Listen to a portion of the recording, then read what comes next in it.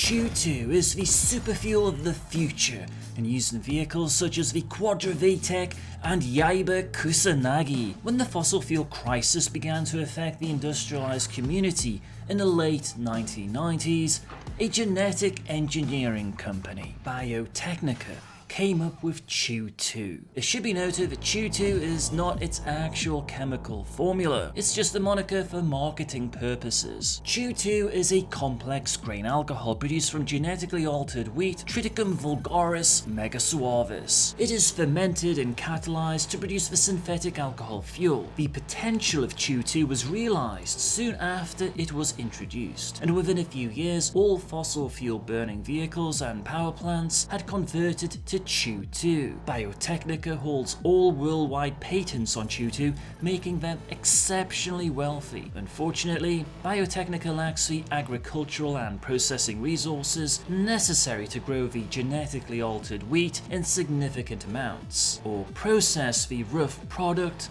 into CHOOH2. Instead, Biotechnica licenses the rights to farm the patented organisms and refine the products to other companies. PROJEKT was one of the initial investors in CHOOH2 and has a special arrangement with Biotechnica. The result is that PROJEKT produces 60% of the world's supply of CHOOH2. By agreement with Biotechnica, it is the sole licensee in North America permitted to commercially grow Triticum vulgaris megasuavis and produce CHOOH2. This gives Petrochem a monopoly on the United States market. CHOOH2 burns more rapidly and at a higher temperature than most other alcohols, making it much more suitable for use as a fuel. Different catalyzing processes result in several isomers and molecular weights in the molecule. These various types of CHOOH2 are used in different kinds of engines. Lighter varieties fuel internal combustion engines, intermediate versions find their way into jet engines, and heavy versions power ships and electrical generators. All of the molecules have the same proportion of elements. All have 2, 4, or 6 of the patented CHOOH2 groups on them. CHOOH2 fuel burns cleanly, producing much more manageable emissions than hydrocarbon products. The fuel itself is toxic. At low doses, CHOOH2 causes disorientation and blindness. Slightly higher doses cause death. CHOOH2 is sold like gasoline, dispensed from pumps at roadside stations or wholesale to airlines and shipping companies. In Night City,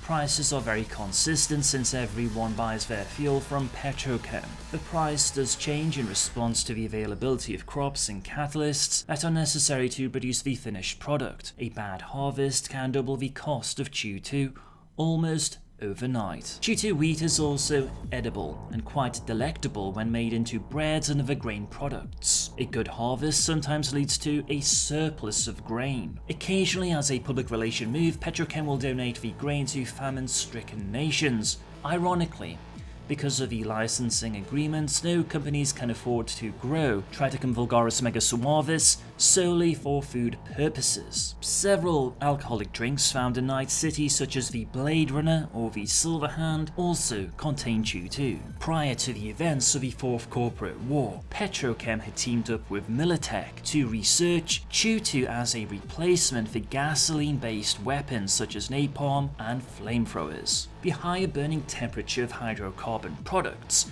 made from CHOOH2 has created problems. For instance, a CHOOH2 thermal weapon does only 60% of the damage of a comparably sized napalm weapon. Petrochem were confident, however, that explosive and incendiary weapons would be viable. Expect to see the evolution of that research in Cyberpunk 2077.